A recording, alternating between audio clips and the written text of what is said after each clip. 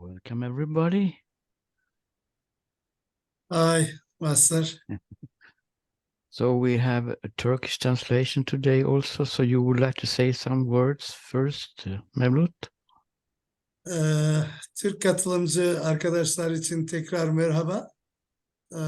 Arkadaşlar görüldüğü gibi iki dilli olacak toplantı. Bundan dolayı bizim çevirmenimiz Öykü olacağı için Öykümün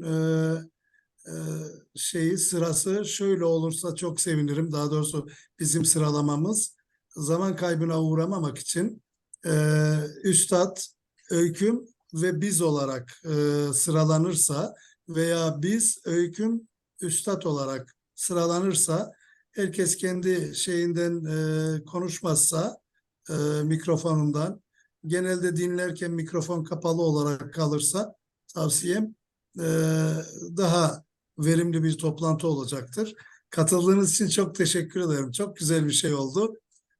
Bunu deneyimleyen arkadaşlar için burada olmaktan dolayı çok sevinçliyim. Hep beraber bir daha bir araya geldik. Çok teşekkür ediyorum. Üstada ve Öyküme bırakıyorum sözü. Ve teşekkür ediyorum herkese. Just a few words for all international participants. Nice to meet you all, everybody. And so nice to deal in one meeting with Master here. Nice to meet you. And hello, everybody again.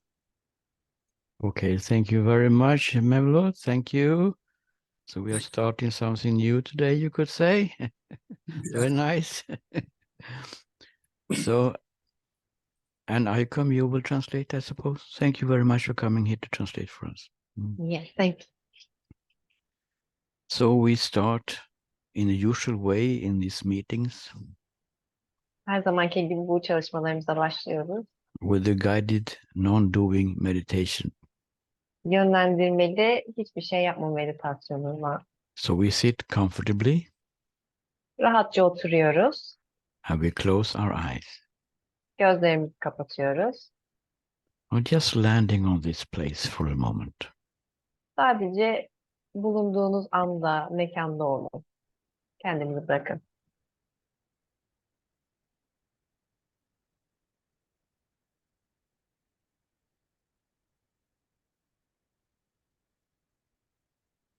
And when we sit like this, Bu şekilde oturduğumuzda we notice how things are arising and falling within us.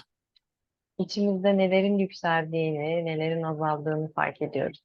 The sounds of these voices are coming to you and then go away. Bazı sesler içinize geliyor, kulağınıza geliyor ve gidiyor.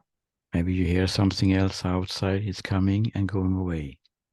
Belki dışarıdan bazı sesler geliyor ve gidiyor. Maybe some bodily sensations coming and going. Bazı duygular geliyor ve gidiyor. And thoughts are rising and falling. Bazı düşünceler yükseliyor ve gidiyor. This is how we usually live our life. Hayatımızı tam olarak böyle yaşıyoruz. From morning to evening, Sabahtan akşama kadar. things are coming and going. Bazı şeyler geliyor ve gidiyor. And usually we are very fascinated by this. Buna çok alışık olabiliriz. We like to have specific experiences. Böyle spesifik bazı deneyimleri yaşamış olabiliriz. We want to think about the future. Gelecek hakkında düşünüyoruz. Interest and fascination about what is coming and going during the day. Gün içerisinde gelip giden şeylerin neler olduğuna gayet alışığız, aşinayız. But in this meditation, we are not supposed to be interested in anything specific. Ama bu meditasyonda spesifik olarak yakından hiçbir şeyle ilgilenmiyoruz. We just allow the moment to be as it is. Anın olduğu gibi olmasına izin veriyoruz. Whatever is arising here, we don't push anything away. İçimizden ne yükseliyorsa bunu uzaklaştırmaya çalışmıyoruz. We don't have any idea how it should be. Nasıl olması gerektiğine dair düşünceler üretmiyoruz. We just allow this moment to be exactly as it already is. Bu an zaten nasılsa onun öyle olmasına izin veriyoruz. Even thoughts are allowed to be here. Belki düşünceler de burada olmamızı We, engelleyebilir. we don't push away any thoughts. Düşünceleri de itmiyoruz. Everything is allowed to be here, even including thoughts. Düşünceler bile burada yer almaya hakkına sahipler. But we are simply not interested in them. Onlarla zaten yakından ilgilenmiyoruz. We're not interested in anything. Hiçbir şeyle yakından ilgilenmiyoruz. We just allow the moment to be as it is Anın olması gerektiği gibi olmasına izin veriyoruz. and doing absolutely nothing. Ve tam olarak hiçbir şey yapmıyoruz.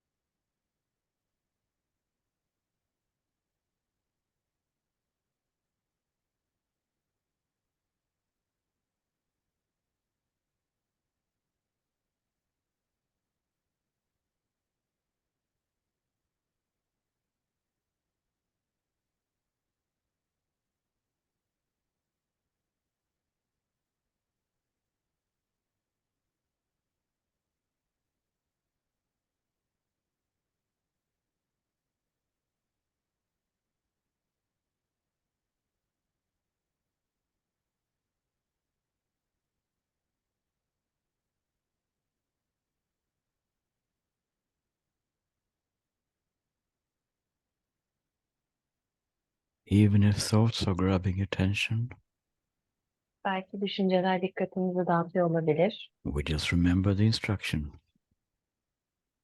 Yönlendirmemizi hatırlıyoruz böyle bir şey olursa. We don't push thoughts away. Düşüncelerimizi uzaklaştırmaya çalışmıyoruz. We're simply not interested in them. Tam olarak onlarla yakından ilgilenmiyoruz. We just allow them to be here as everything else, Her şeyin olması gibi, olduğu gibi olmasına izin veriyoruz. allowing everything to be exactly as it is in this moment, Bu anda her şeyin olduğu gibi olmasına izin veriyoruz. not interested in anything specific, Spesifik olarak hiçbir şeyle yakından ilgilenmiyoruz. doing absolutely nothing. Ve hiçbir şey yapmıyoruz.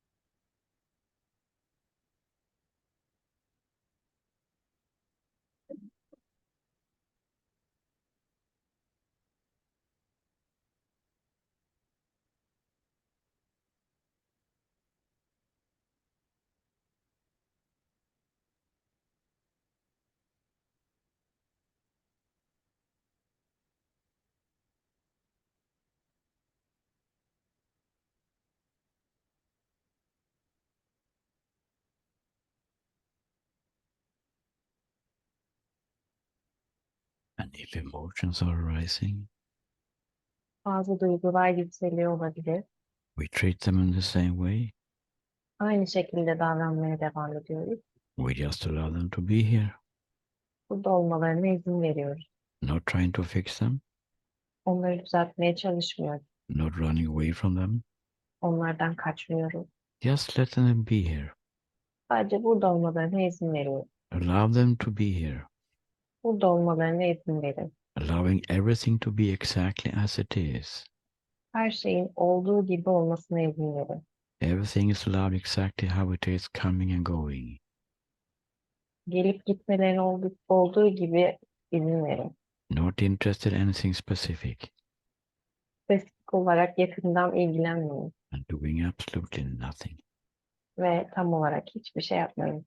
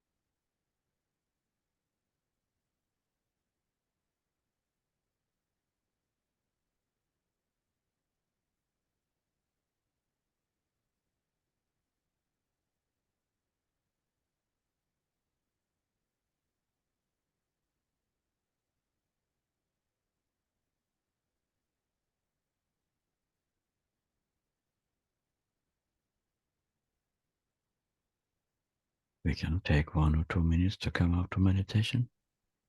Meditasyondan çıkmak için 1-2 dakikamız daha var.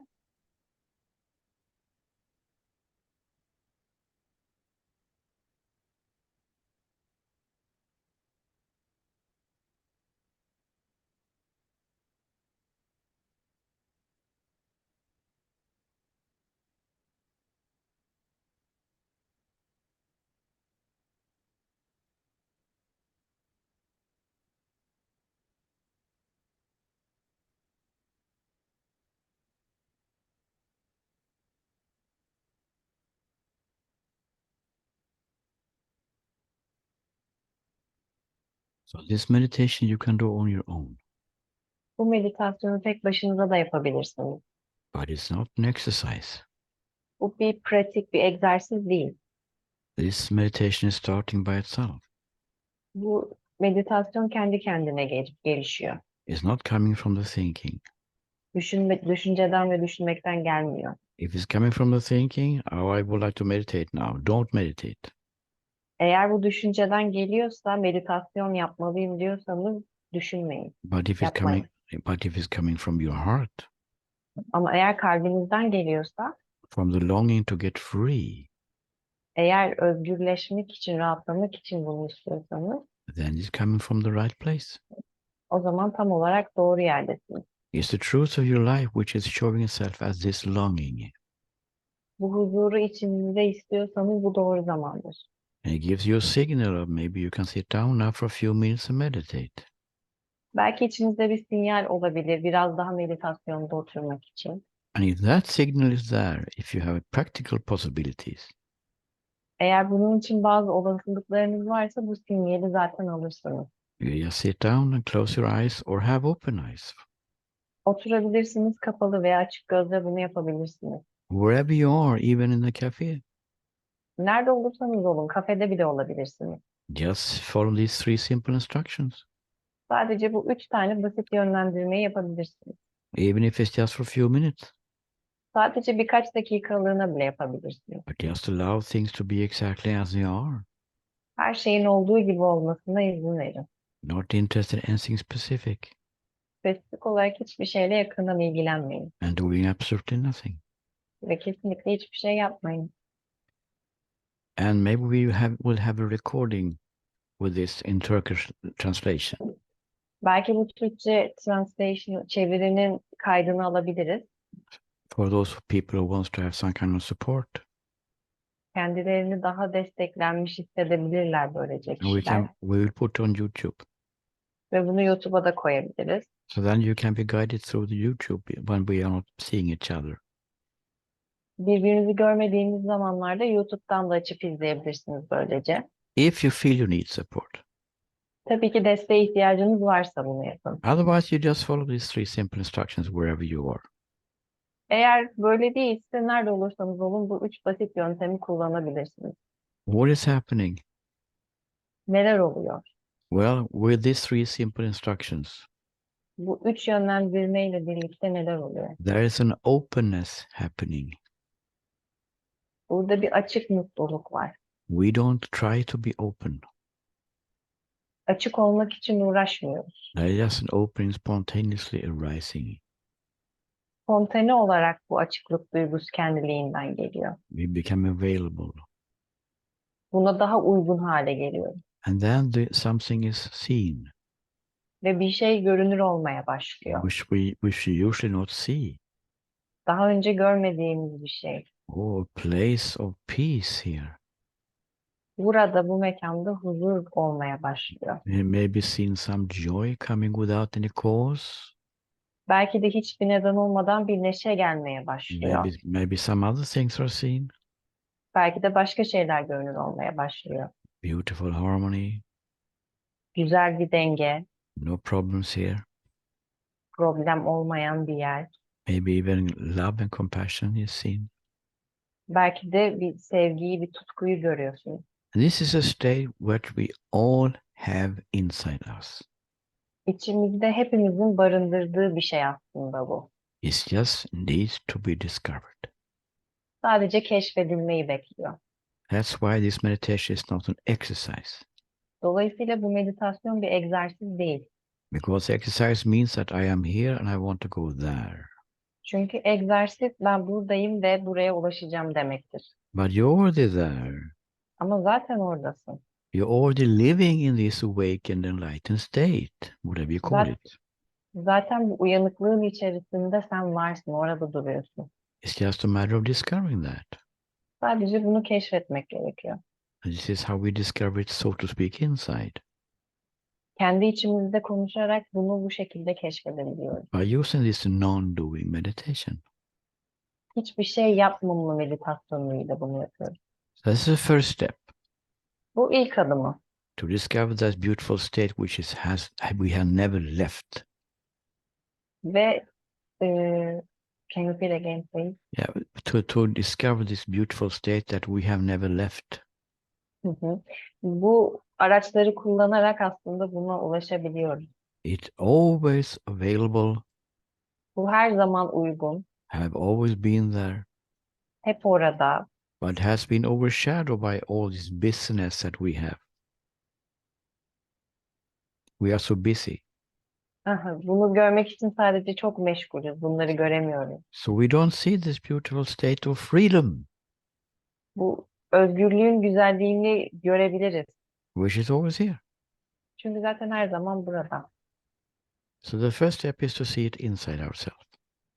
O yüzden ilk adım bunu kendi içimizde görebilmek. Now, before we go to the second step, to see it outside ourselves in daily activity, I would just ask if anybody has any questions about this. İkinci adıma geçmeden önce bu güzellikleri dışımızda, çevremizde görebilir miyiz? Bununla ilgili sorusu ve söylemek istediği bir şey olan var mı?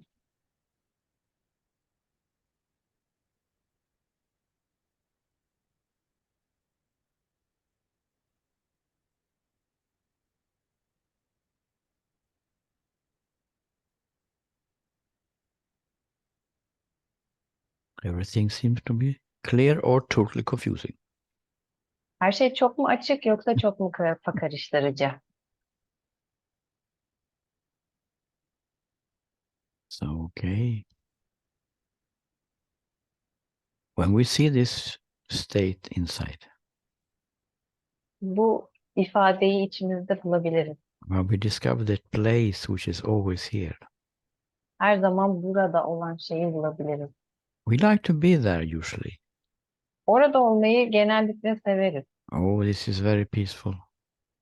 Bu ne kadar da huzur verici deriz. No problems here. Hiçbir problem yok. Nothing needs to be solved.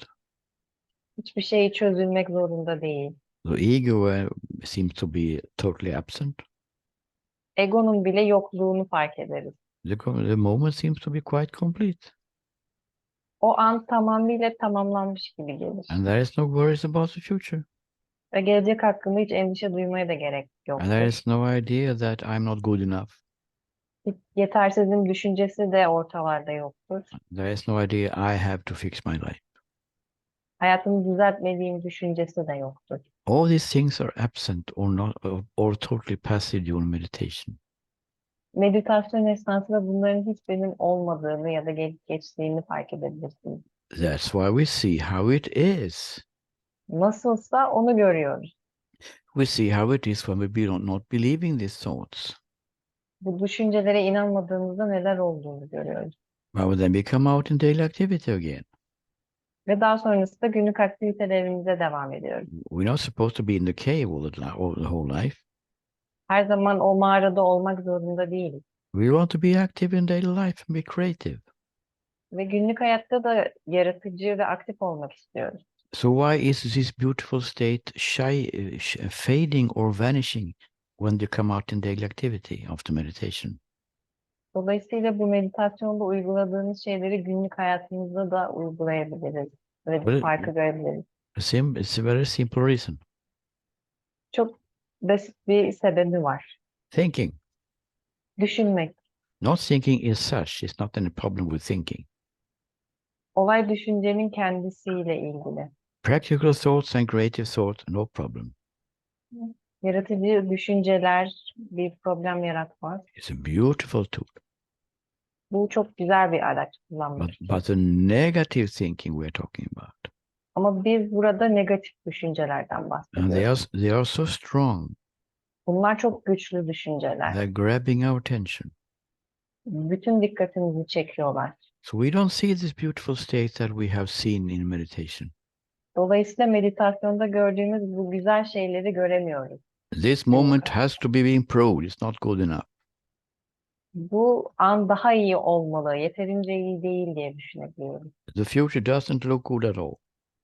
Gelecek de pek de güzel görünmüyor bazen. I'm not good enough. Yeterli değilim diye I düşünüyoruz. have to fix my life. Hayatımı düzeltmeliyim diyoruz. I have to control. Kontrol etmeliyim. Otherwise, people will use me and I will not get what I want. Yoksa insanlar beni kullanır ve ben istediğimi alamam. I have to make the right decisions. Doğru kararlar vermeliyim. Oh, I made so much mistakes in the past.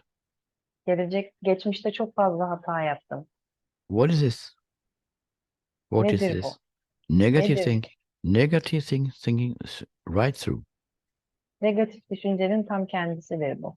And this is hiding the beautiful place that you're already living in. İçinde bulunduğunuz güzel anı görmemenizin sebebidir bu. So what should we do with this then? O zaman neler yapmalıyız bunun için? Well, let's remove this then. O zaman hadi buradan uzaklaşalım. We remove the negative thinking and this shining, beautiful state is seen automatically. Bu negatif düşünceden uzaklaşalım ve bu güzel manzaraya doğru bakalım. It's like drawing a curtain. Perdeyi şöyle bir aralayalım. And this is what we do in the group sessions and the individual sessions. Grup ve bireysel seanslarda yaptıklarımız bu aslında. Because people are different here. Buradaki insanlar birbirinden farklı. Some people are very worried about the future. Bazı insanlar gelecek hakkında çok endişeliler. Then that becomes an obstacle for seeing the true state that you're living in. Böylece önlerindeki asıl gerçeği görmek anlamında engellenmiş durumdalar. Some other people are obsessed by I'm not good enough. Bazı insanlar da yeterince iyi olmadığı konusunda çok obsesifler. He is so strong becomes a filter in front of everything happening. Olan her şeyin önünde, gözlerinin önünde bir filtreyle yaşıyorlar. And other people want to improve the moment. It's not good. Bazı insanlar da bulundukları anın iyi olmadığını kanıtlamaya çalışıyorlar kendilerine. There's always a protest against what is.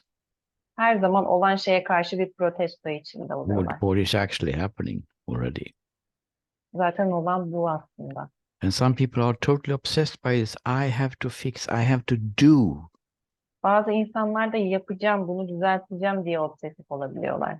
So what we do in this individual session especially is to look at this for your unique level.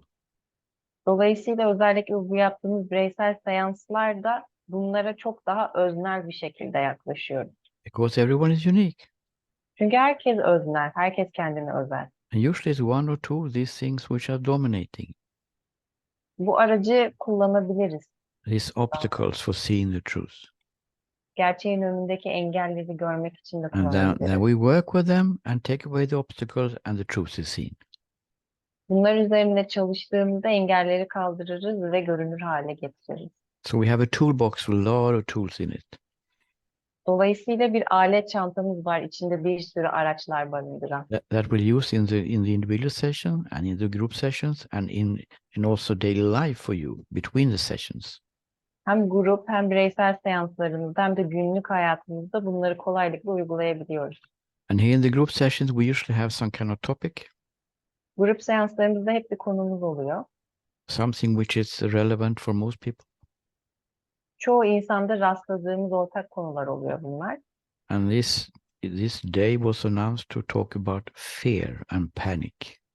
Bugün korku ve panik hakkında konuşacağımızı duyurmuştum. But before entering to that, Buna giriş yapmadan önce I just wonder if someone has any questions or any comments on what has been said so far. şimdiye kadar herhangi bir sorusu veya yorum yapmak isteyen birileri var mıdır?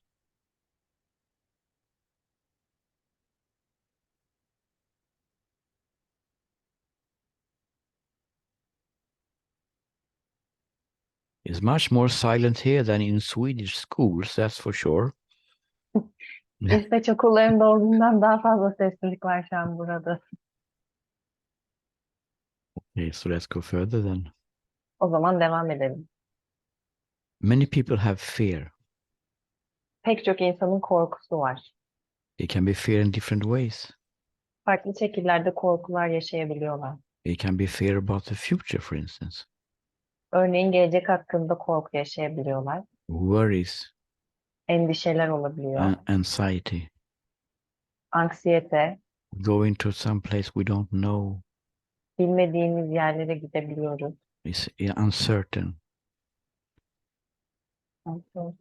unsafe. Aha, güvensiz, güvenli olmadığımız, hissetmediğimiz yerlere. So you can have fear about the future. Böylece gelecek hakkında korku duyabiliyoruz.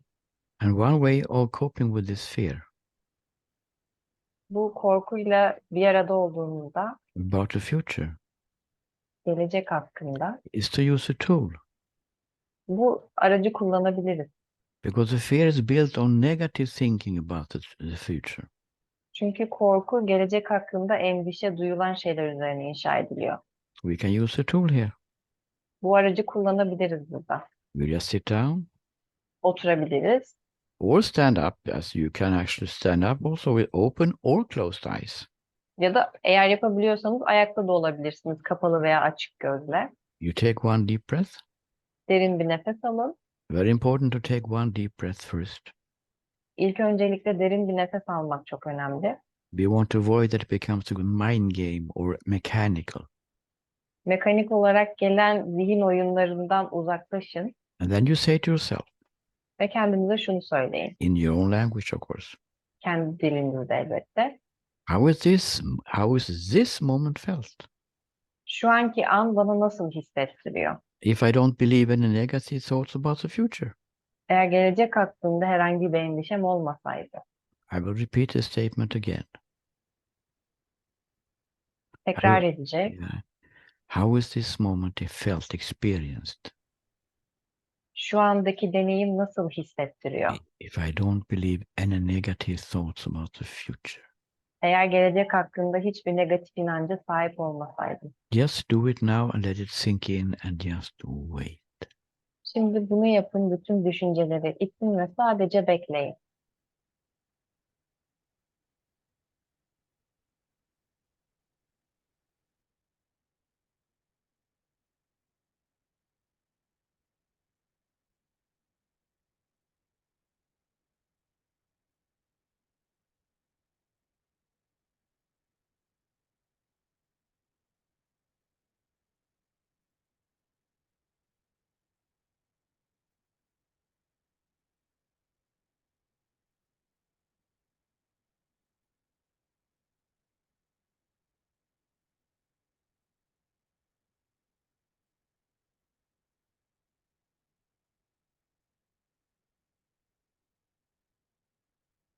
Is there anybody who has something they want to say or comment or share? Bedeninde herhangi bir şey hisseden biri paylaşmak ister mi deneyimini? Yes, Mevlut.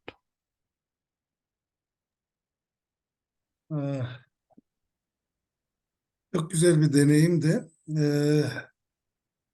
Çevre girdilerinden koptuğumu hissettim. Çevreden giren dokunuşların kaybolduğunu hissettim. You have to translate or come to English, or you do it yourself. Anyway, I was going to wait Öyküm because I don't want to break her control. Yeah, okay. It's going Yes, fine. it's better. It's better that Can they you- come. Yeah. Ben sana şey yapayım kuzum. Çevredeki bütün dokunuşlardan koptum şeyde performansımda ve kendi merkezime ulaştım. Kalp atışlarıma ve hücrelerin çalışmalarını duydum. Tecrübe. I came I came far away. I go far away from the things. Nasıl Environmental, söyleyebilirim? Environmental things, and he felt his heartbeat, and he came to his central place Central. place at the moment. Okay. In the moment, coming In the back to the moment. present moment, yeah. Mhm. Is it a comfortable place to be, Mevlut? For sure it is. Mm. Tabii ki. Can you translate, Taykum? Burası bulunduğun yer rahat bir alan mıydı diye sordu. Evet, kesinlikle öyleydi dedi. Do you have any more to add? Eklemek istediğin başka bir şey var mı? Düşünceleri yasakladığımı veya ettiğimi gözlemlemeye çalıştım. Tabii ki düşünceler gelip gidiyor ama onları gözlemlemeye çalıştım. Kendimi gözlemlemeye çalıştım o konuda. I tried to observe that my thinkings are coming, and tam olarak nasıl çevireceğimi bilemedim. Ve I try to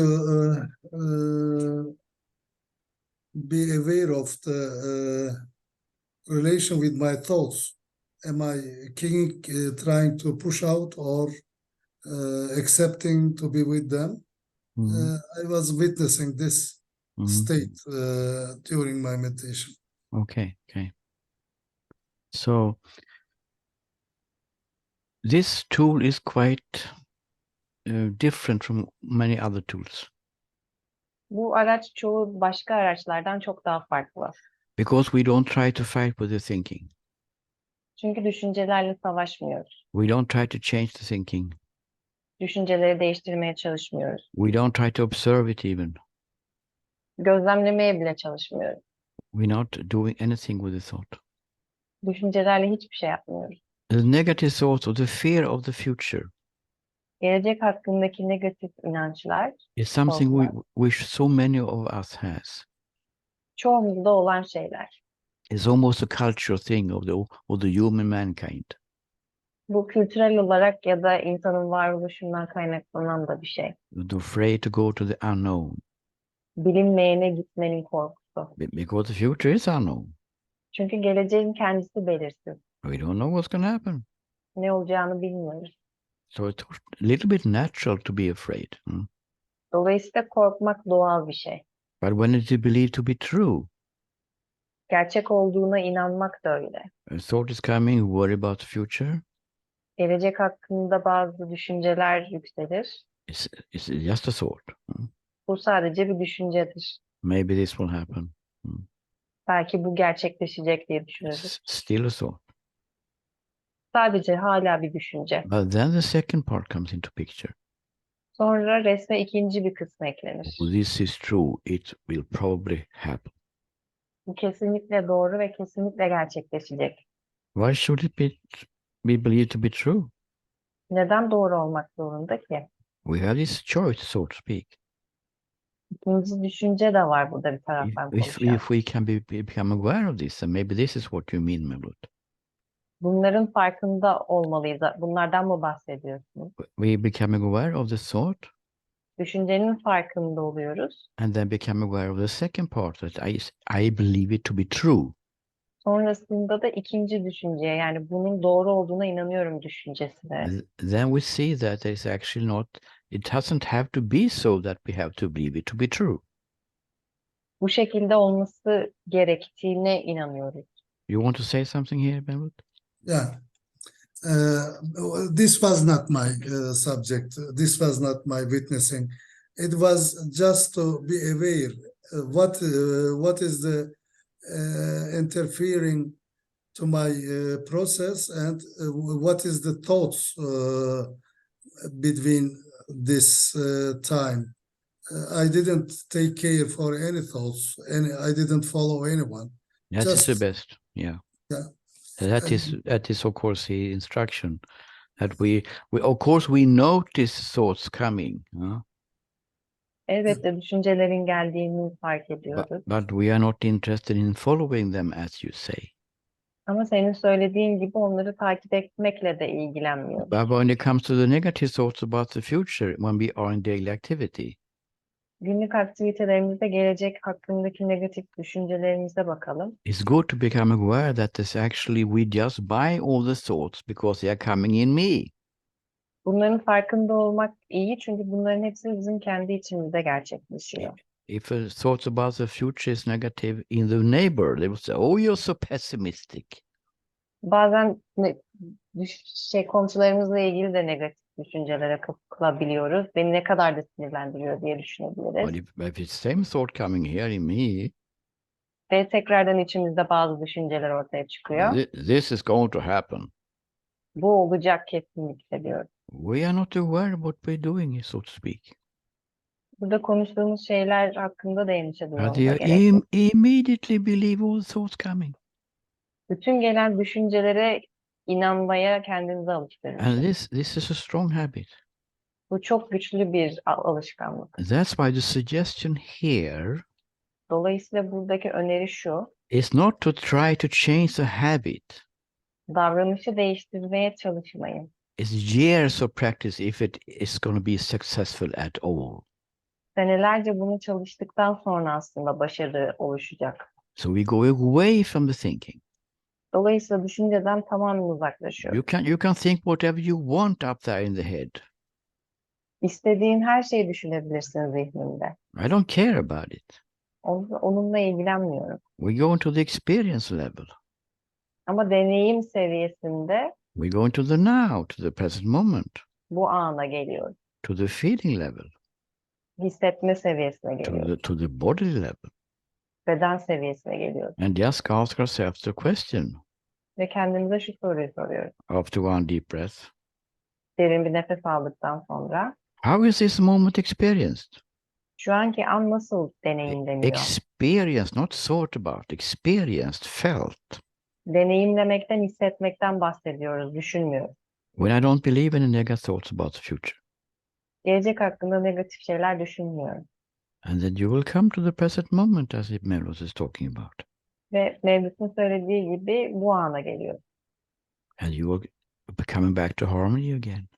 Ve tekrardan dengeye gelmiş oluyor. Because the problem with negative thoughts about the future is not only that they're negative thoughts about the future, Çünkü gelecek hakkındaki negatif inançlarınız sadece bundan ibaret değil. which we cannot know if they're true because we don't know anything about the future yet. Gelecek hakkında hiçbir şey bilmiyoruz. Bu yüzden endişeye geçiyoruz. It's also destroying the present moment. Aynı zamanda anı da yok eden bir şey. So we can live the whole days in these negative thoughts about the future. Dolayısıyla bırakırsak bütün bir günü bu negatif inançlarla geçirebiliriz. But the negative thoughts about the future is coming in the now, of course. Ama tabii ki de negatif inançlar şu andan gerçekleşiyor. That's only the now. Sadece şu anda. So negative thoughts about the future is also coming in the now. Dolayısıyla gelecekteki negatif inançlar da tam da şu an oluşuyor. And destroying the present now. Ve şu anki anı yok ediyor. How can we enjoy anything Böyle olursa nasıl bir şeyden keyif when alabiliriz? when we believe in these negative thoughts? Bu negatif düşüncelere inanırsak nasıl olabilir? About the future Gelecek hakkında that we don't know anything about. hiçbir şey bilmiyoruz gelecek hakkında. If you ask this guy up there in the office, the responsible person thinking, Düşünceden sorumlu beynimizdeki ofise bunu sorarsak, you can do it now. bunu şimdi yapabilirsin. Do you know anything about the future? Gelecek hakkında bir şey biliyor musun diye sorabilirsiniz oraya. And she or he is honest. O dürüst olacaktır. She or he will say, no, I don't know anything about the future. Hayır, gelecek hakkında hiçbir şey bilmiyorum diyecek. How can I? Nasıl bilebilirim? Why do you say something about the future then? O zaman gelecek hakkında niye böyle şeyler düşünüyorsun? In negative way also. Ve negatif yollarla bunu yapıyorsun. Oh, I'm just trying to take care of you. Çünkü sana dikkat etmeye çalışıyorum. Oh, I'm here to protect you. That's my intentions. Sana dikkat etmek için buradayım. Bütün dikkatim orada. But the only thing I have is past experiences. Ama benim sahip olduğum tek şey geçmiş deneyimler. The past was not so good. Ve ihtimaller çok iyi olmayabilir. And those things which were good, oh, I just forgot about them. Bunların hepsini unuttum. But I remember the negative things which were in the past. Ama negatifte olan bütün her şeyi geçmişteki hatırlıyorum. And I don't want you to have these negative experiences again, these mistakes. Ve bu negatif deneyimleri, hataları tekrardan yapmanı ve yaşamanı istemiyorum. These disappointments that came.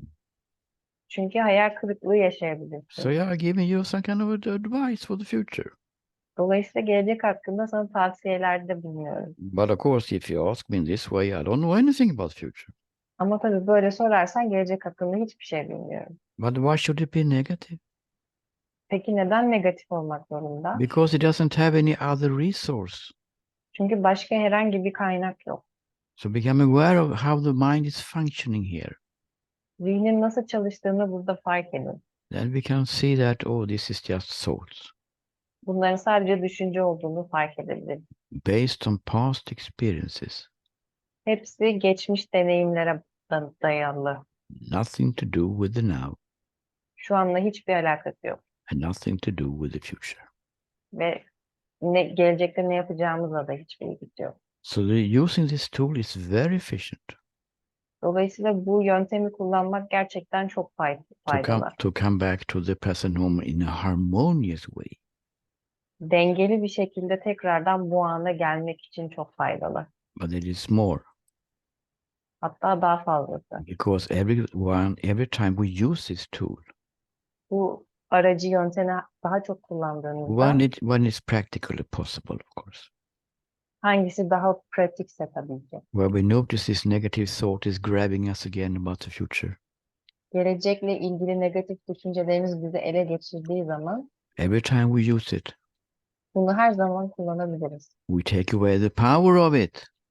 Bunun gücünü kullanabiliriz. We decrease the charge of this tool or this idea about the negative future. Bu gelecekle ilgili negatif düşüncelerin üzerimizdeki gücünü azaltabiliriz.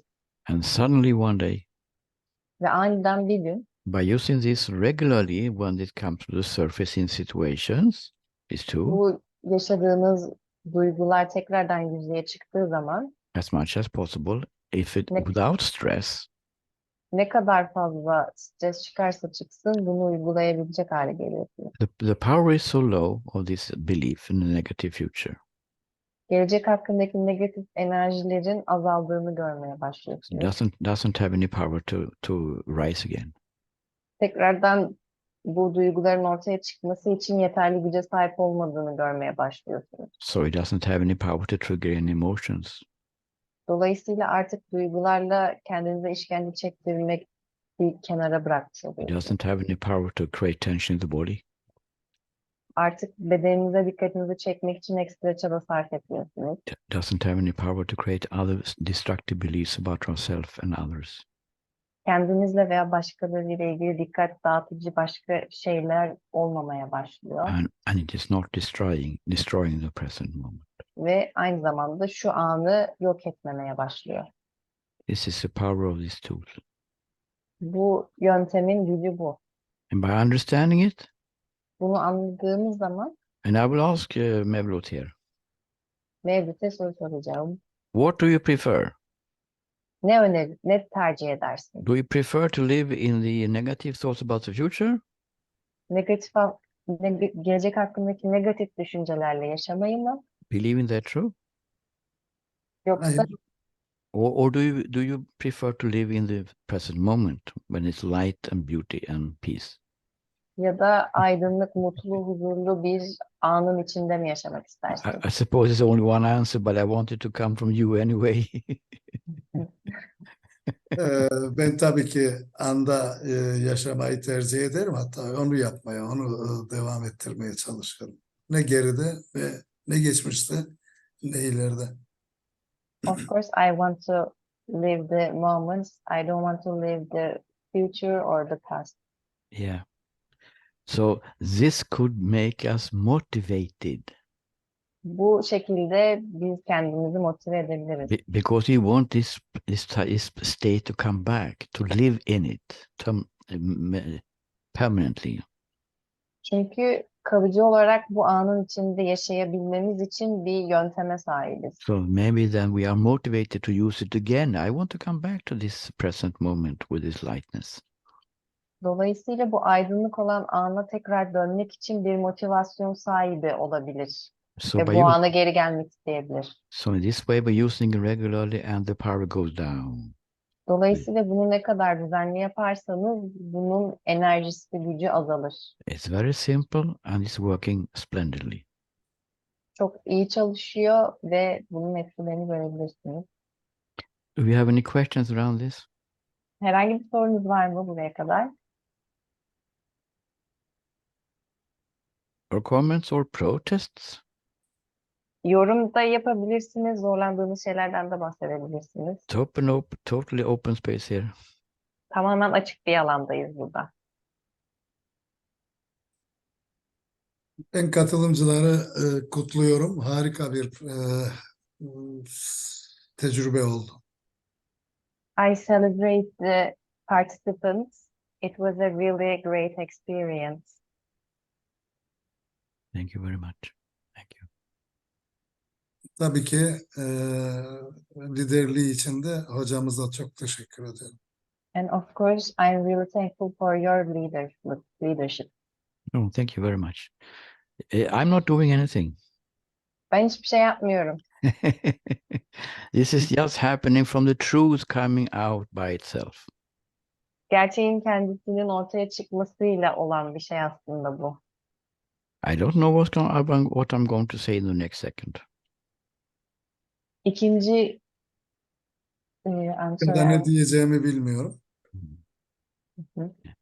So another way of looking at is fear Bu korkulara tekrar baktığımızda before we close today bugün is şekilde to see that the fear is connected to a person being in fear. korku insanlığın içindeki korkuyla ilgili. Even if it's a negative thoughts about the future, it's a fear about the future for me.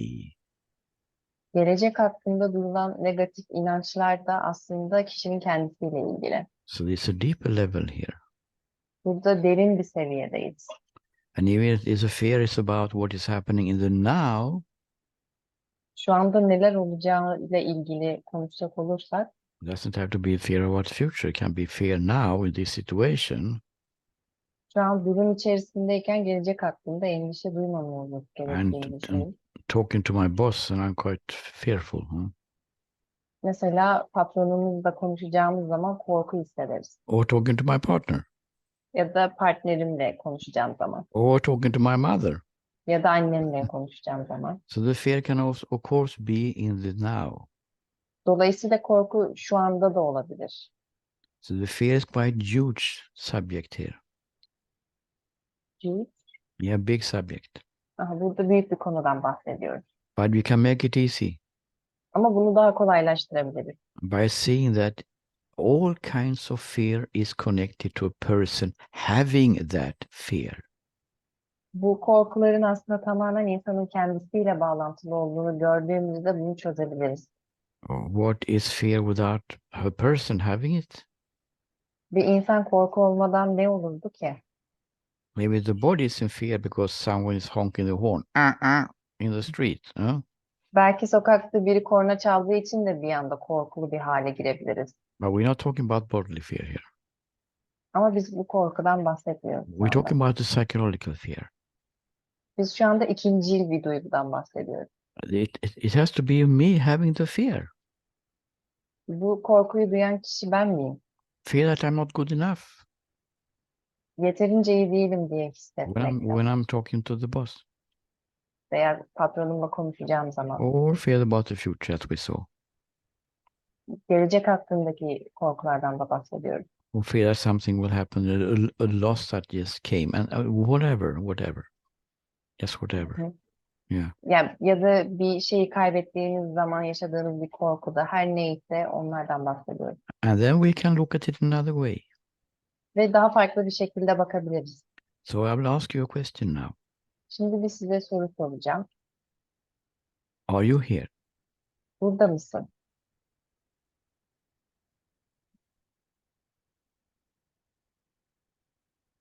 We're not going to go to thinking. Düşünmeyeceğiz bununla ilgili. Or am I really here? Let's look at it philosophically. Gerçekten burada mıyım? Bir filozofik olarak, felsefi olarak bir bakalım şuna. What do we mean by here? Burada olmakla ne demek No, aslında acaba? we're not gonna think about it. Bunun hakkında düşünmeyeceğiz. A simple question. Sadece çok basit bir soru. Are you here? Burada mısın? Are you here, Aykum? I'm here. Yes. With full concentration. If we ask the question, am I here? Bu soruyu soruyoruz hepimiz I- kendimize. if- Burada mıyım? Yeah, if we ask the question, am I here? Eğer burada mıyım diye sorarsak Usually, genellikle deriz. the attention go to a place inside us. Dikkat içeriye döndüğü zaman Attention go to a place of just being here, just existing. tam olarak bulunduğumuz ana, varoluşumuza geri döndüğümüz zaman buradayız. I am. Ben I live. yaşıyorum. I exist. Ben varım. Which is very weird thing, actually, when we look at it in this way. Aslında bu şekilde baktığımızda çok da ilginç bir şey. But we take it for granted. No? Ama bunu I didn't understand. We just, it's natural for us.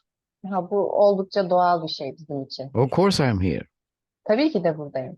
You can go to anybody in a bar who has been drinking a lot of beer and ask, are you here? Of course I'm here. Barda bira içen birine bile sorsanız tabii ki de buradayım diyecektir. It's obvious. Why do you ask these stupid questions? Niye bu kadar aptalca bir soru soruyorsun derler. Because there is some kind of place inside us. Çünkü bu kendi içimizde olamamamızla ilgili bir şey. What we usually call I. Which we usually call I. Buna Me. genellikle Me. ben diyoruz. We can also place our hands. Yeah, I'm here. And then people can put their hands on the heart. Bazen ben buradayım derken insanlar ellerini kalplerinin üstüne de götürürler, dokunurlar. And if we look at, if you have it accessible just now, if you have it now, if you see it now, Şimdi bak bakalım bu düşünce, bu his senin içinde nasıl? you can look at it a little bit. Birazcık içine bakabilirsin. It's a feeling I live, I exist. Ben yaşıyorum, ben varım demek bunu yaşamak. But it's not only a feeling, it's a knowing also. Bu sadece yaşamak değil, aynı zamanda bunu bilmekle ilgili. I know I live.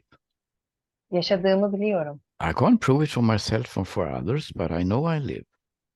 Bunu başkalarına nasıl kanıtlarım bilmiyorum ama tabii ki de biliyorum yaşadığımı. I'm not dead. Ölü değilim, I'm not sleeping. uyumuyorum. I'm not a stone. Ben bir taş değilim. The feeling of just living, existing, being here. Sadece burada olmanın, var olmanın, yaşamanın hissine bakın. And now you ask the question to yourself. Ve şimdi bu soruyu sorun. In this I place, Şu an bulunduğum yerde is there any fear there? herhangi bir korku var mı?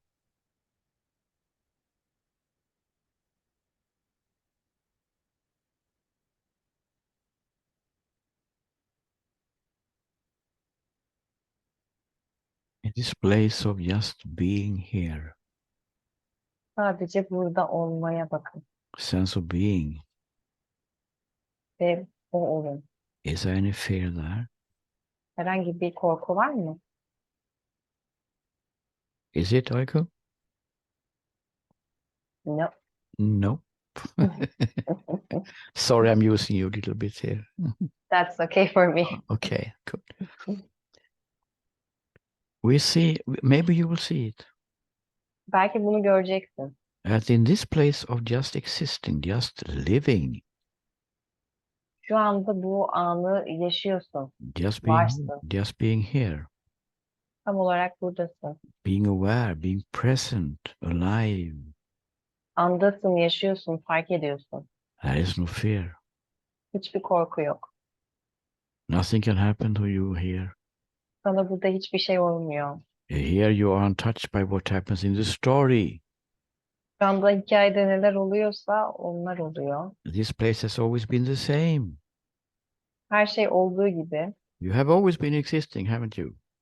Sen bu zamana kadar hep vardın zaten, değil mi? We don't talk so much about it. Bunun hakkında çok fazla konuşmuyoruz. It's not some kind of thing in the school, Düşünmek bir araç değil dedik. but it's quite obvious when we just ask this simple question, am I here? The attention go to that place. Evet. The attention just go into that place when you ask the question. Yeah. Bu soruyu sorduğun zaman dikkatin içine yöneliyor ve ana geliyorsun. It's just a mere feeling of existing and living, and I know I live. Yaşadığımı biliyorum, bu andayım But ve there's deneyimliyorum. nothing to do with the story. Ve hikayeyle yapacak bir şeyim yok. You're not influenced by what happens in the story. Hikayede ne olduğuyla ilgilenmiyorsun. There's no fear of future here. Gelecek hakkında bir korku yok burada. There's no fear of the present moment here. Anda bir korku yok. There's no regrets about the past here. Geçmişe dair pişmanlıklar yok. It's just simple feeling, knowing I am. I live, I exist. Sadece basit bir düşünce var. Yaşıyorum, varım, şu andayım. Sense of being. Burada olmanın duygusu. Sense of being here, if you want to use that expression. Var olmanın ve burada olmanın duygusu. This sense of being is one. Bir olmanın duygusu. It's not two being. Etmez. It's not a two being. Olmakla ilgili değil. This sense of being have a quality of oneness. Bu bir olmanın özelliği, bir olmakla ilgili. In being in this place, Şu anda, burada, bu mekanda olmak, the whole fear is gone. burada bütün korkuların gittiği yer. So this is another tool we can suggest. Bu yöntemi kullanmayı da önerebiliriz. That when you feel fear in the moment, Anda korkuyu hissettiğinizde, not about the future, but the fear now, gelecekte değil şu anda korkuyu hissettiğinizde, or fear may be triggered by emotions from the past, and memories. belki geçmişteki hatıralar veya deneyimler sizi bu bazı negatif düşüncelere itebilir. Then you can just ask this simple question to yourself. Şu soruyu sorabilirsiniz. Am I here? Burada mıyım? And you come to that place, Ve bu ana gel and the fear is gone. ve korkunun geçtiğini göreceksin. Yes, a suggestion. Bu sadece bir öneri. You can test it in your own daily life. Kendi günlük hayatında bunu test edebilirsin. Anyone have any questions around this? Buraya kadar herhangi bir sorusu olan var mı?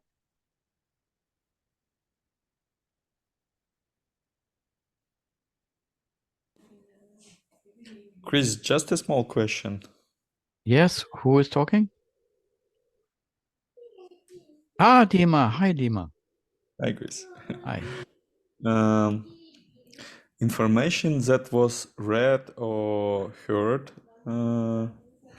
is also might be interpreted by the mind as a past experience. Can you repeat it? Yeah, information that we grab from something or somebody, like read somewhere. Or Yeah. it also might be interpreted by the mind as a past experience. Can you translate that, you think, Raikun? Is it possible? Hı hı. Evet, ya bir şey okuduğumuzda veya duyduğumuzda zihnimizin devreye girmesi ve bundan dolayı korku duymamız hakkında ne düşünüyorsun diye sordu. Everything which is arising İçimizde yükselen her şey is interpreted by the thinking mind. düşüncenin kendisinden gelir. It never goes directly inside us as an experience. It's always going through the filter of this personal center mind. Her zaman merkezi düşünce sistemimizin önündeki filtrelerle algılamamıza sebep But, olur. but I suppose you talked about memories Ama sanıyorum sen anılardan bahsediyorsun. or Ya Yeah, da for example, that we read something and then we have negative thinking based on this information that we read. Sometimes in the past we have negative thinking. For example, I have negative thinking about the future. So like Hı hı. that Ee, this wasn't my experience, my personal experience. okay. hı hı. Örneğin diyor ki bir şey okudum diyor ve bu bana geçmiş hayatımdaki bir deneyimi hatırlattı ama aslında bu tam olarak da benim Evet. deneyimimle ilgili değil ama beni bir yerlere götürdü diyor. This tool is very efficient Bu kullandığımız yöntem çok etkili. because it doesn't matter how the negative experience arose. Çünkü negatif inancın, düşüncenin nasıl geldiğinin bir önemi yok. It doesn't matter how it was created. Nasıl yaratıldığının bir önemi yok. If it comes from reading or listening or looking or whatever, Bir şey okuduğumuzda, duyduğumuzda da bunu yaşayabiliriz. it's still a negative thought about the future. Sonuçta hala negatif bir düşüncedir geleceğe dair. And we are only talking about this a pattern here. Sadece buradaki bir paternden I mean, bahsediyoruz. negative thoughts about the future, which is coming now and then, is not a big problem. Şu anda korkunun gelişiyor olmasının bir problemi yok, bir sorun değil. What we're talking about is negative thought that is really bothering us because it comes so often, maybe even every day. Sık sık gelen negatif düşüncelerin bizim üzerimizde yarattığı olumsuz etkileri önemsiyoruz aslında. But it's based on the idea that we think that we know the future, which we don't. Gelecek hakkında bilgi sahibi olduğumuzu sanırız ama aslında değiliz. I don't know if that didn't answer to your question, Dima. Okay. Sorunu karşıladı mı diye Okay. sordu. Evet dedi. So whatever it comes from, Nereden geldiğinin hiçbir önemi yok. it's still bothering us and being problematic in the present moment. Anda bizi hala rahatsız eden bir duyguysa önemli olan bu. And then we can use one of these two tools. Bu yöntemlerden bir tanesini kullanabiliriz. Negative thoughts about the future, then we use the first tool. Gelecek hakkında bir endişemiz varsa ilk yöntemi kullanacağız. How is this moment experienced if I don't believe the negative thoughts about the future? Gelecek hakkında negatif düşüncelere sahip olmasaydım bu an nasıl olurdu? Or if the fear is not about the future, but is general fear, Eğer gelecek hakkında değil de genel bir korkudan bahsediyorsak, it can also be panic attacks, bir panik atak bile olabilir bu. anxiety, Bir anksiyete, very strong feelings. çok güçlü bir duygu. We can use the other tool. Diğer yöntemi kullanabiliriz o zaman da. Ask ourselves the question, am I here? Şu anda burada mıyım sorusunu sorabilirsin kendine. But there is a third case Ve üçüncü olarak da where we can't use any of these tools bu yöntemlerin hiçbirini kullanmayabiliriz. because the fear is too strong. Çünkü korku çok yüksek bir duygu. For instance, in panic attacks, Örneğin panik atak gibi. you can't, in the middle of a very strong fear, use some kind of tool. It doesn't work. Korkunun tam ortasında olduğunuzda bu yöntemi kullanamayabilirsiniz çünkü panik atak içerisindesinizdir. Then we have to do something first before we use a tool. Bu yöntemi kullanmamak için önce başka bir şey yapacağız o yüzden. And this is a little bit of a secret Ve bu minik bir sır. that I learned from one of my teachers. Ben bir öğretmenlerimden birinden öğrendim. Because when we feel this fear so strongly, Çünkü bu korkuyu çok fazla hissettiğimizde I'm talking about real strong fear. ama çok ciddi güçlü bir korkudan bahsediyorum. Horrible. Çok kötü bir şey. Then we sit down Ve oturuyoruz, with ourselves kendimizle and oturuyoruz. just feel this fear. Ve bu korkuyu hissediyoruz. And when I say feel, I mean it. Literally, feel it. Hissetmek derken gerçekten çok içten hissetmekten To bahsediyorum. allow it to be here is not enough. Burada olmasına izin vermek tek başına yeterli değil. Maybe there will be a temporary release, but it will come back. Belki de tekrardan bu yükselebilir. We have to feel it completely. Tamamıyla hissetmeliyiz bu korkuyu. It doesn't take so long time. Çok fazla uzun bir zaman almayacak. Can be unpleasant, of course. Elbette ki istenmeyen bir duygu But, olacak. but this strong fear wants to express itself only, nothing else. Ama sadece bir keresinde bu korku kendini bu kadar yüksek hissettirecek. There's nothing wrong. Kötü değil bu. It's just that it wants to express, it's so strong. Sadece çok güçlü bir duygu. So we just feel it and then it changes, going stronger and weaker. Sadece bunu hissetmeye çalışacağız ve belki duygu yükselecek, güçlenecek ya da zayıflayacak. Then it usually changes to some other feeling. Veya başka bir duygu haline bürünebilir. And if that is also uncomfortable feeling, we continue to feel that one. Ve bu şekilde de tekrardan kendimizi rahatsız bir durum içinde hissedebiliriz. And that one and that one. Ve başka bir şeyler de olabilir. Until it ends. Tıpkı gidene kadar. It doesn't take long. Çok fazla zaman almayacak. And then you will come to a beautiful place, Ve tekrardan o harika ana döneceğiz. which is hidden beyond this fear. Bu duygunun saklı olduğu yere. Maybe it's first feeling of I'm not loved, Belki de ben sevilmiyorum duygusunu ortaya çıkaracak. or I will live without love. Ya da aşksız, sevgisiz yaşadım duygusunu ortaya Then çıkaracak. then we feel that, Bunu da hissedebiliriz. and then we come to pure love. Ve daha sonrasında da saf bir sevgiye geleceğiz. We discover that I am pure love. We discover that I am pure love. Did we lose you, Heiko? No. Sorry, my internet connection is down. So we discover that we are pure love, Daha sonrasında bu saf sevgiyi keşfedeceğiz. or whatever beautiful state it is, different from different people, of course, and situations. Bu tabii ki herkesten herkese değişebilecek bir örnek. But the important point is to understand that we can't use a tool when it's so strong emotions.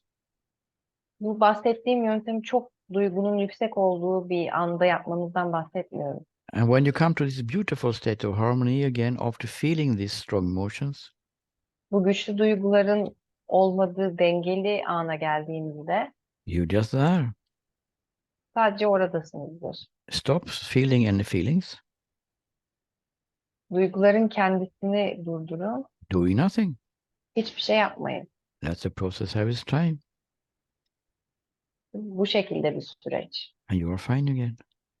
Ve tekrardan iyi olmaya başlayacaksınız. So the next time these feelings are coming, which is not so strong now, Bir sonraki seferde bu duyguların bu kadar güçlü gelmediğini fark edeceksiniz. which has to do with the future, for instance, Mesela gelecekle ilgili ne yapacağımızı düşünmeyeceksiniz. then you can use the tool we talked about.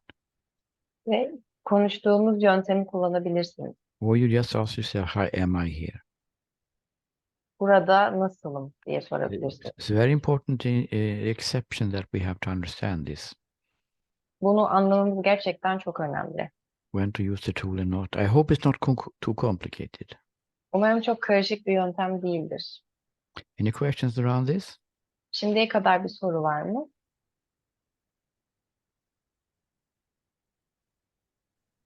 Ben bir şey sormak istiyorum. Hayır Zübeyde.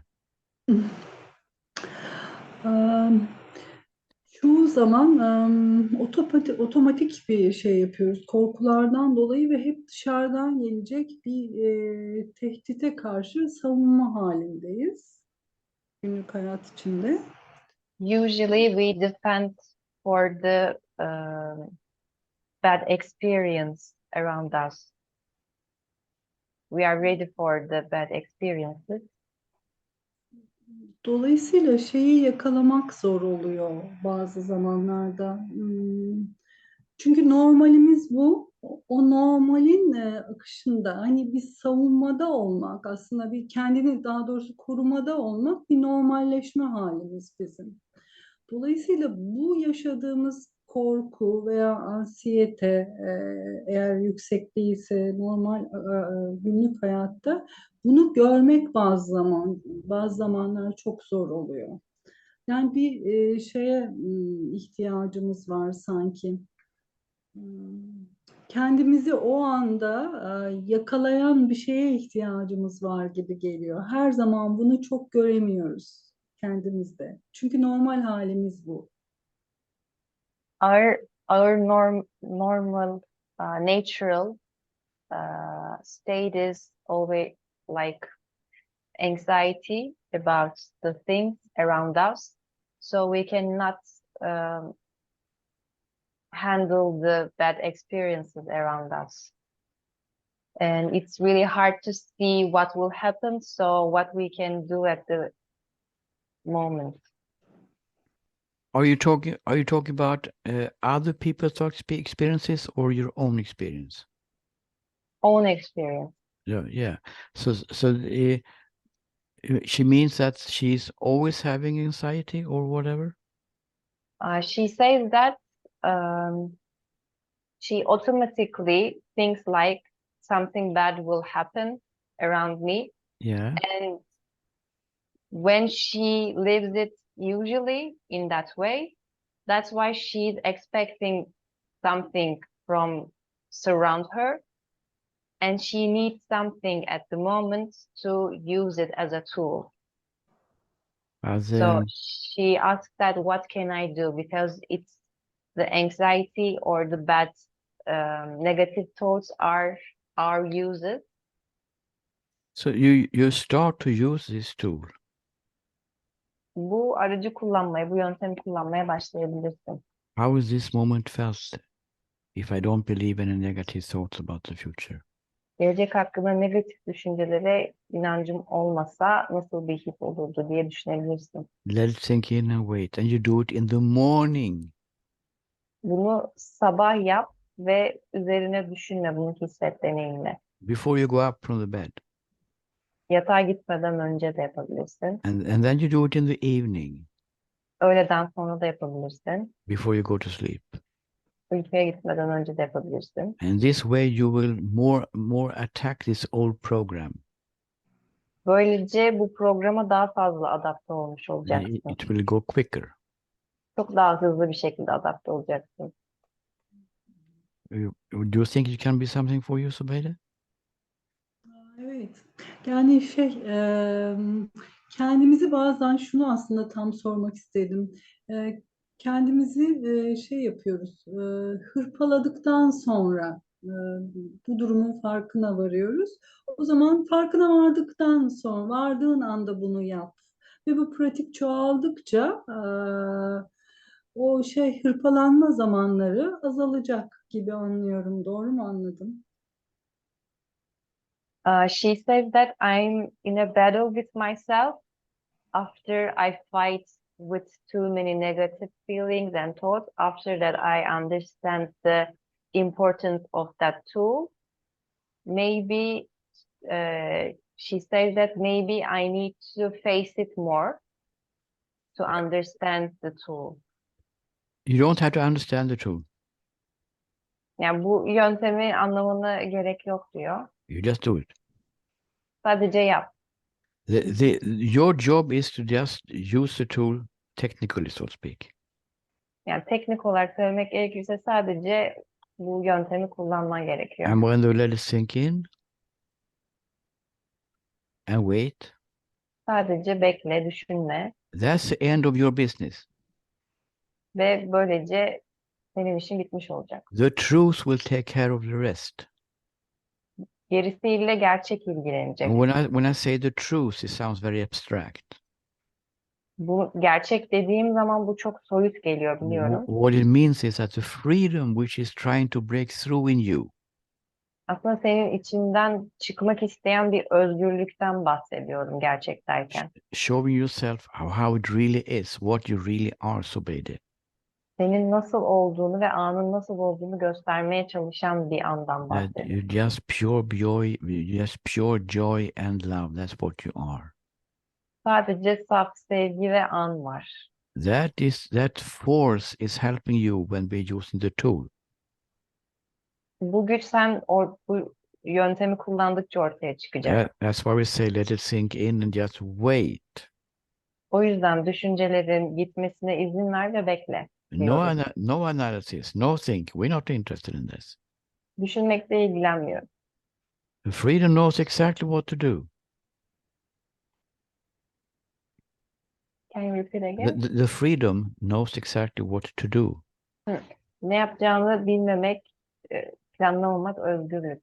But if there is, I understand what you mean.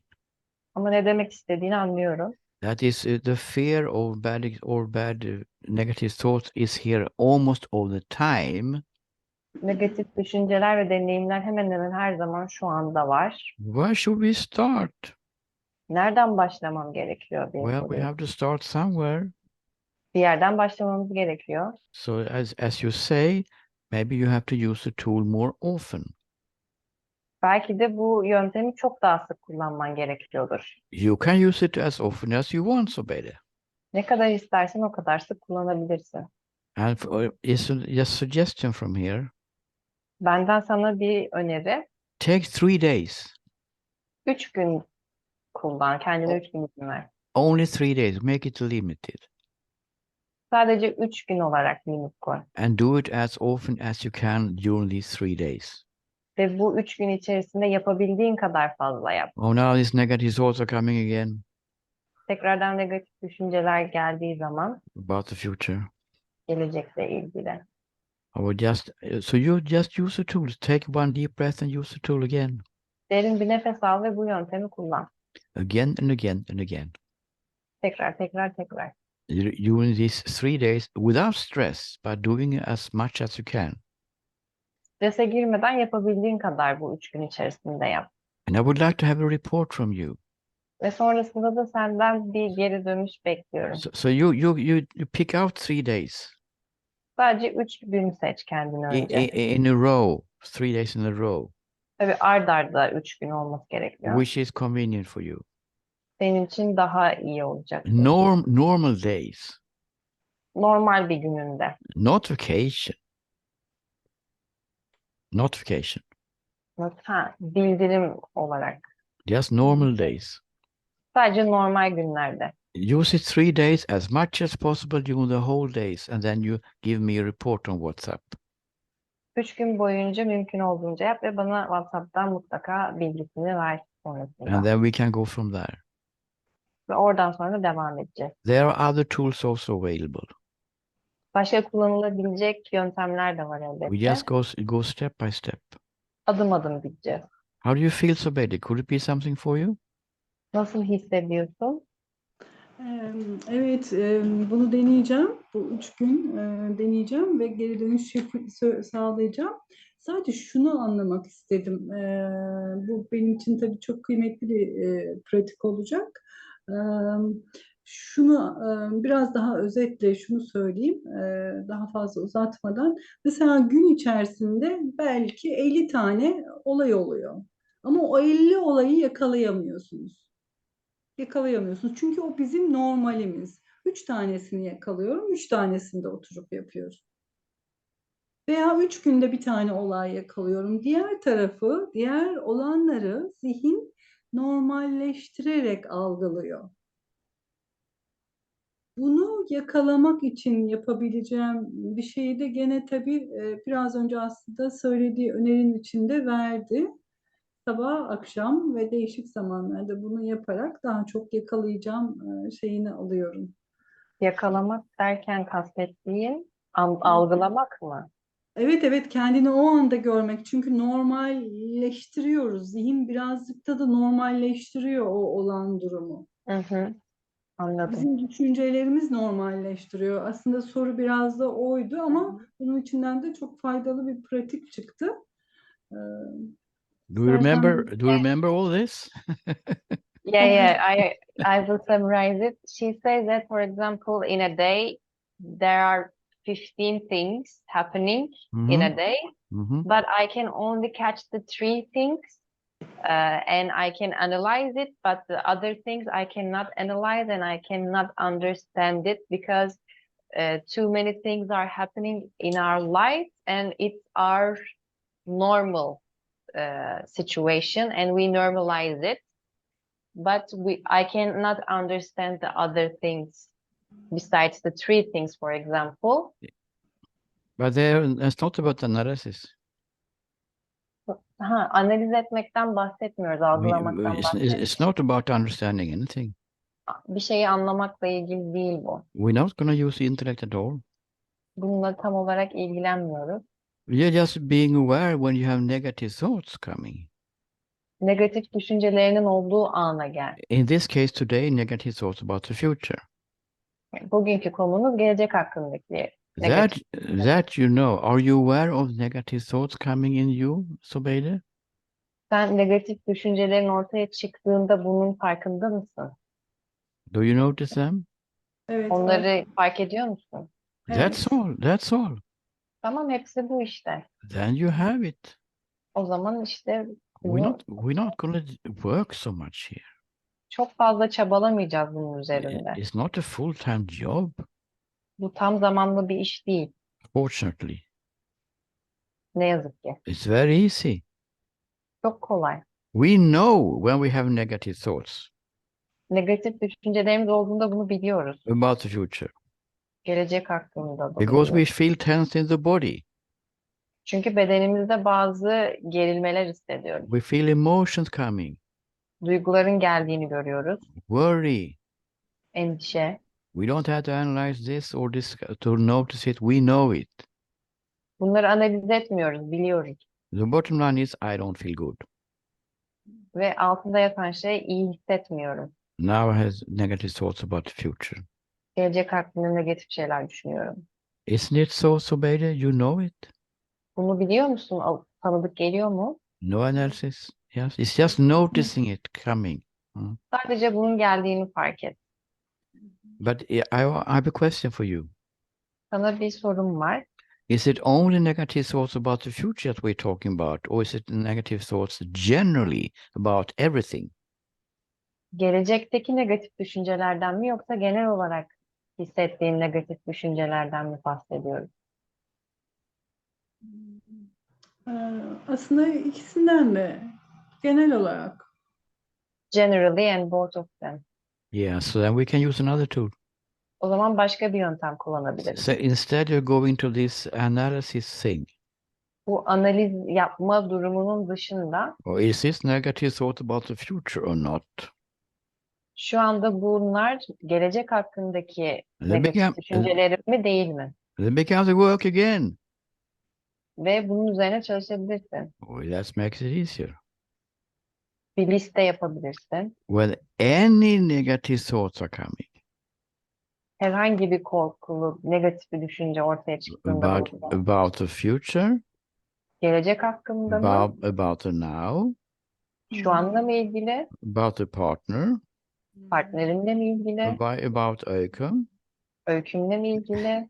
whatever negative thoughts are coming, Negatif düşünceler her geldiğinde now we're going to use another tool, başka bir araç kullanacağız. which is much simple. Çok basit bir şey. We can always use when you see negative thoughts arising. Negatif düşüncelerin ortaya çıktığını her gördüğünde kullanabilirsin. Felt in the body and its emotion arising. Bedenini hisset ve duygu içinde And yükselsin. the tool is, Ve yöntem şu. how is this moment experienced? Şu anki an nasıl hissettiriyor? If I don't believe any negative thoughts at all. Eğer hiçbir negatif inancım, düşüncem olmasaydı. Can you try this, Zubayd, now? Bunu şu anda deniyor musun? How is this Evet, moment, evet. how was this moment experienced Şu anki an nasıl hissettiriyor? if I don't believe any negative thoughts at all? Eğer hiçbir negatif düşünceye sahip değilsem nasıl hissettiriyor? We don't push them away. Bunları uzaklaştırmıyoruz. We don't stop them from coming. Gelmelerini durdurmaya çalışmıyoruz. We just say, I don't believe it, so to speak. Sadece bunlara inanmıyorum diyoruz. So in this moment now. Şimdi How is this moment now, Zubayde? şu anki an nasıl nasıl If hissettiriyor? if I don't believe any negative thoughts arising, Herhangi bir negatif düşünce içimde yükselmediğinde nasıl hissediyorum? let it sink in and wait. Düşünceyi bırak ve bekle.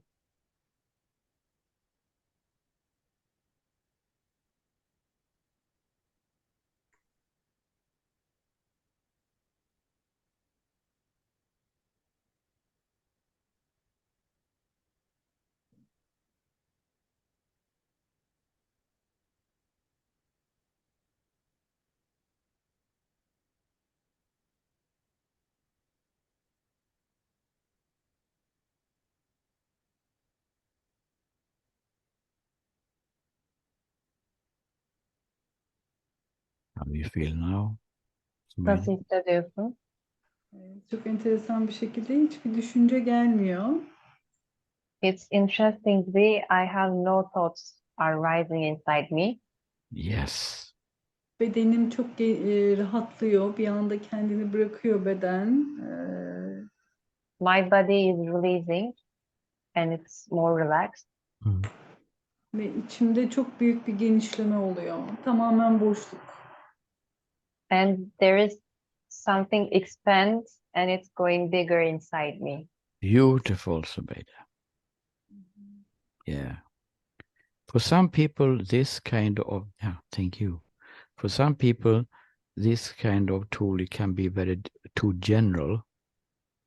Bazı insanlar bu yöntemi genel olarak kullanabiliyorlar.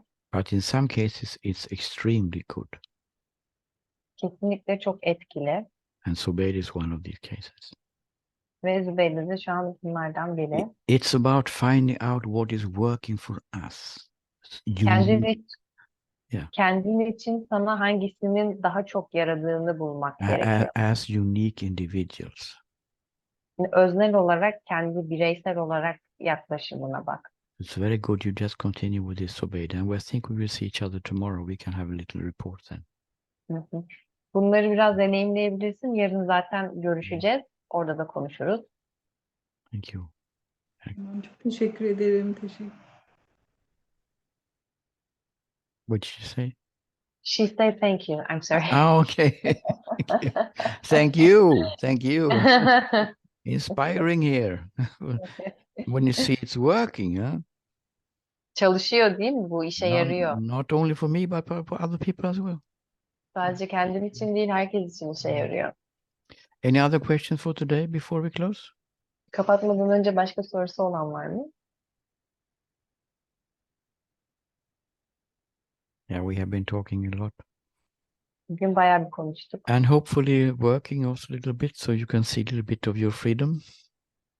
Bunun üzerine biraz daha çalışabiliriz ve kendinizi daha özgür hissedebilirsiniz. So we will go to India on Monday. Pazartesi günü buluşacağız. So we cannot see each other next Wednesday because we will still be traveling or installing everything.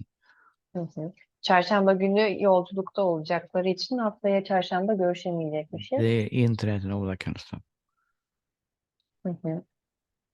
So about the week afterwards, Bu haftadan sonra I'm just looking at the calendar so I don't say something wrong here. takvime bakıp Yeah. söyleyeyim. Yeah, 18th of October, 2 weeks from now. Hı hı. Bundan sonraki ikinci çarşamba 18'inde buluşacağız. Is it possible to have a Turkish translation that day also? Do you know that already now? 18'inde bir çeviri için uygun olacak mı kimse demiş. Can you organize it in some way? We can organize it, yes. Yeah, you can. You Mhm. come back. We come back to that details later. Yeah. Yeah, Okay. yeah. Okay. Thank you very much for today. Bugün için teşekkür ederim. Maybe we can just stop in a couple of minutes in silence together. İsterseniz birlikte birkaç dakika daha sessizce durabiliriz. Thank you very much. You're very open, very open. It's very nice to see. Sizi görmek çok güzel. Teşekkür ediyorum. Hepiniz çok açıksınız.